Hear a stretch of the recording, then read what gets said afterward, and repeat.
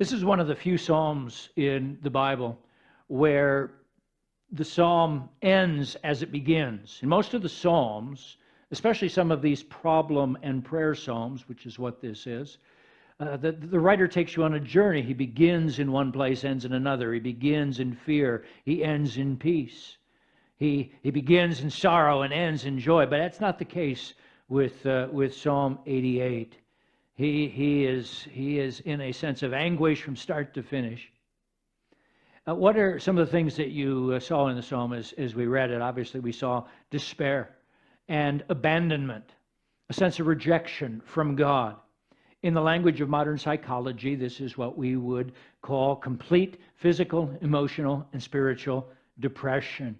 And you know, there are quite a few of these Psalms in the Bible, which is one of the reasons why it's important that we look into the Psalms, especially now. The Psalms do not tell us to put on a happy face. The Psalms tell us how life is, and there are times when this is how we feel. Many people, and I've talked to many of you, have really been struggling. I've been struggling up and down during this time of this COVID-19 crisis. We have gone through so many ups and downs. Well, my hope this morning is to give us hope. And we're going to do more than say, oh, come on, just cheer up. Let's be happy, so very happy. Come on, we're all in this together. No. Because, you know, for a person who's been through depression, and I'll bet you a good number of you have experienced real depression. For you, cheering up is the last thing that you can do. In fact, for a person who's depressed, there's no power in them to cheer up, to summon joy. It's gone beyond the fact of mere willpower for someone who's depressed. It's like Psalm 88 says, darkness is my closest friend. There's no light at the end of your tunnel.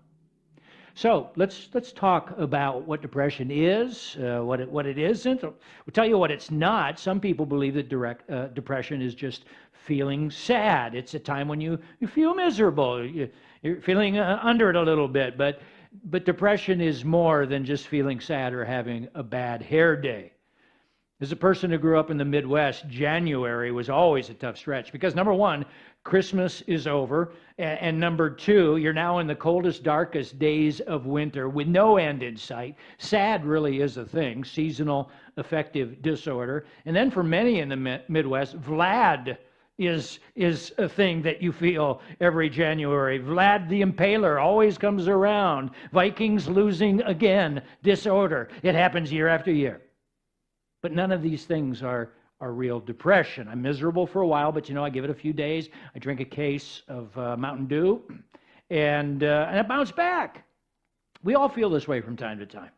Our emotions are in constant flux each and every day. But depression takes on a life of its own. It's not there one day and it's gone the next. What are some of the signs that a person is feeling real depression? The depressed person begins to lose interest in everyday activities, things that they used to even enjoy. There may be a change of appetite. One way or the other, you might, if you're depressed, pick at your food and lose a lot of weight. You might do the opposite and start binging on food and put on a lot of weight. The depressed person will also often show a change in their sleep patterns, and they'll complain of fatigue. You see it in their face, their dull eyes, a sagging posture, a sudden outburst of anger at someone or at themselves. With a person who's just sad, you know, you can turn it around with a good night of sleep or take a walk. There's always hope. The sun's going to come out tomorrow. Come on, tomorrow's June. Summer's here. That doesn't work for someone who's depressed. Hope is gone. There's a verse in the Proverbs 13:12. It says, hope deferred makes the heart sick. That's what it's like for a person who's depressed. Hope has vanished. And consequently, their heart is sick. And that's what depression is. It is a sickness of the heart or soul.